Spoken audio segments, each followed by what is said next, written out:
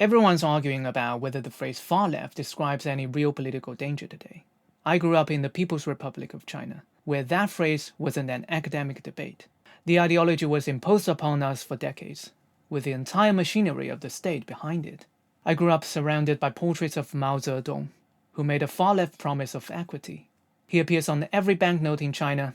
His portrait still hangs over the Tiananmen Gate. And as a child in my hometown, I attended the annual ceremonies at the site of the meeting that marked Mao's rise to power.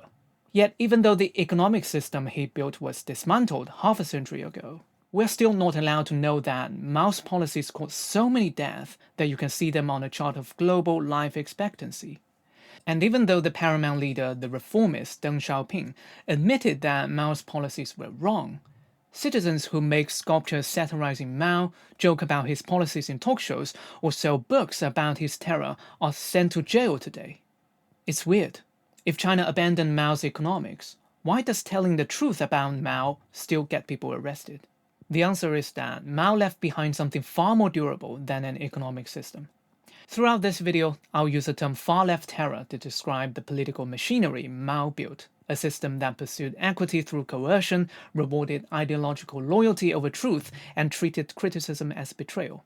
I'll demonstrate how citizens can breach the regime's ideological armor by using insider status as a shield to report the truth from within Beijing. Then I'll show you a new generation of Chinese citizens, many of them center-left, who are revealing how elements of the same machinery continue to shape China's relationship with the rest of the world. Many believe that the worst atrocities of such a system could only be exposed from outside of it. China's history tells a very different story. Again and again, the people who preserved the truth were not foreign forces. They were courageous insiders who spoke out even when facing greater risks than we imagine. The most important of those insiders was young Jisheng, who uncovered most of the detailed statistics and stories we have about Mao's Great Famine, and who is still based in Beijing. Yang Jisheng was born in 1940 into a poor peasant family in central China. As a teenager away at school, he raced home only to watch his father die of starvation during the terrible famine of 1959, an experience that haunted him for years.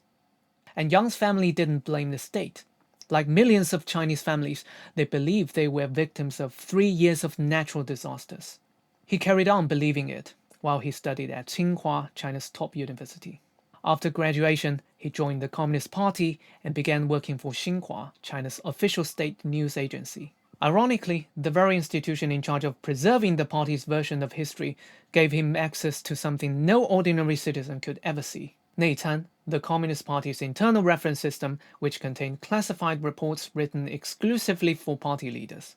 For more than 3 decades, Yang quietly gathered documents, traveled across the country to interview survivors, and examined provincial archives that were inaccessible to regular researchers. What he uncovered changed not only his understanding of his father's death, but the world's understanding of Mao's China. In 2008, he published the book Tombstone in Hong Kong.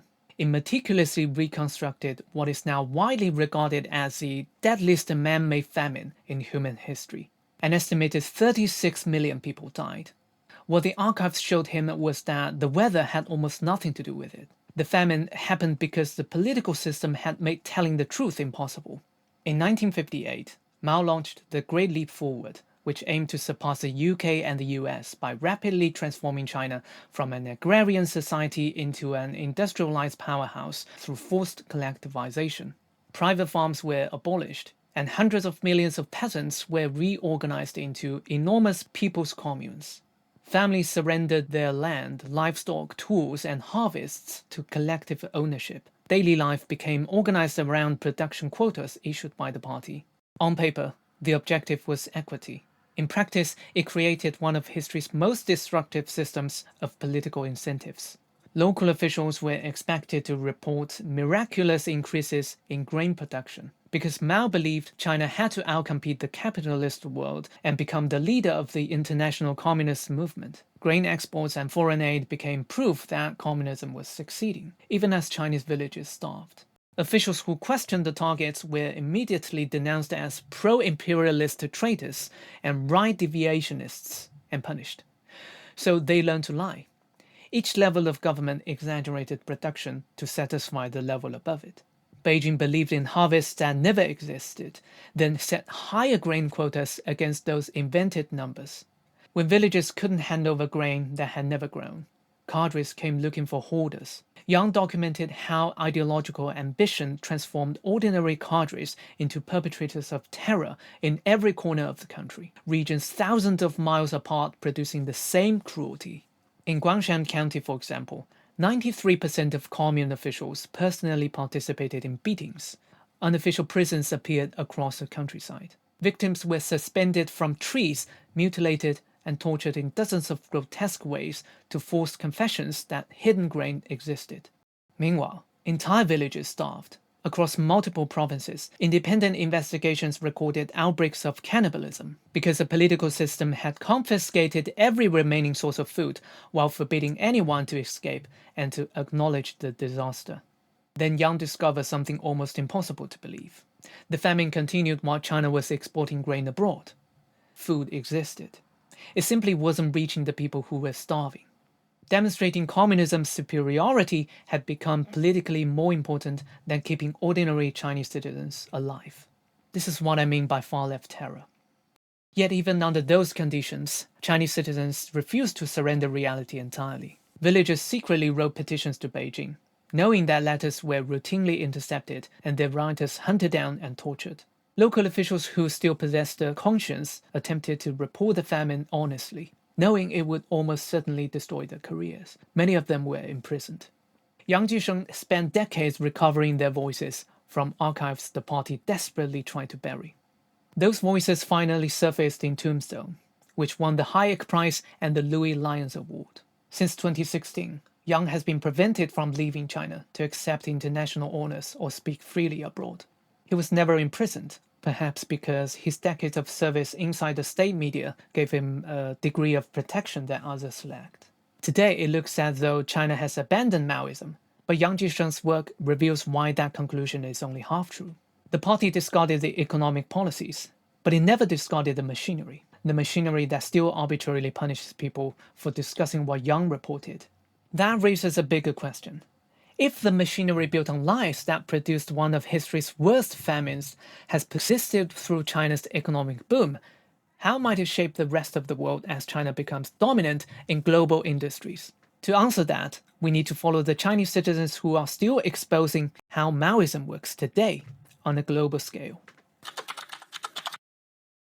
Today, the party no longer demands impossible production quotas.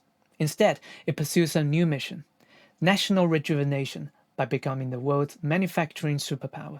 But just as under Mao, achieving that mission frequently outweighs confronting its human costs. One reason those costs remain so invisible is a system Mao himself introduced: Hukou, China's household registration system.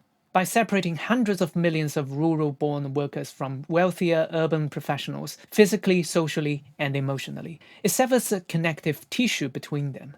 The engineers, academics, and entrepreneurs who benefited from China's economic miracle rarely live alongside the migrant workers who build the cities and supply the minerals inside modern devices around the world, while censorship ensures that those workers' suffering rarely reaches the domestic public.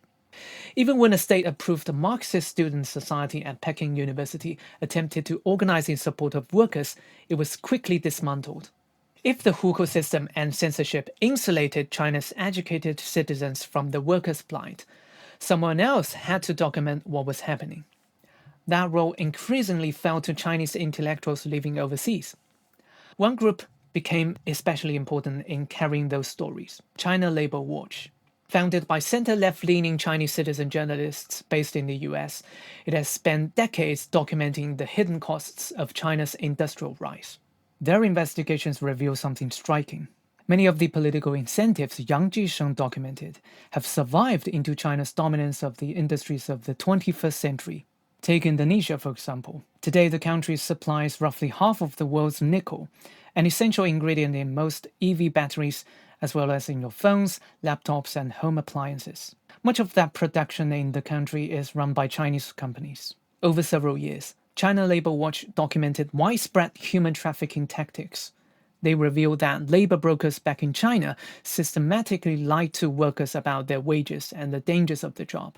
Once the workers arrived in Indonesia, the companies immediately confiscated their passports, trapping them in a deadly environment where fatal furnace explosions and industrial accidents are commonplace. At least 77 workers have died from incidents at the nickel facilities since 2016, while Chinese employees who attempted to expose safety problems have faced retaliation. This is far from an isolated case.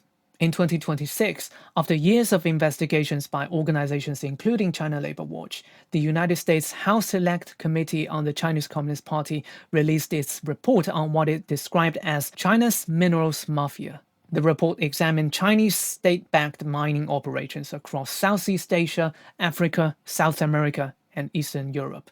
It described recurring allegations of forced labor, child labor, environmental destruction, corruption, and violent intimidation surrounding strategically important mineral projects. The report's conclusion was simple. Companies operating under ordinary labor and environmental rules struggle to compete against firms that ignore those costs. That means many of the batteries, electronics, and renewable technologies made in China that the world now depends on may carry hidden human costs that consumers never see.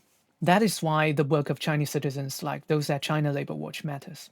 Just as young Jisheng recovered the stories that explained China's greatest famine, China Labor Watch recovers the stories hidden inside the industries that power the global economy. It is the same political logic Yang uncovered in Mao's archives. These Chinese citizens understood that autocratic systems depend not only on coercion, but also on forgetting. Far-left terror ultimately survives by breaking the connection between suffering and accountability. These Chinese citizens risked everything for one simple reason: to make sure reality could not be rewritten. Perhaps that's the most important lesson their courage offers the rest of the world. Thank you for watching. Stay well.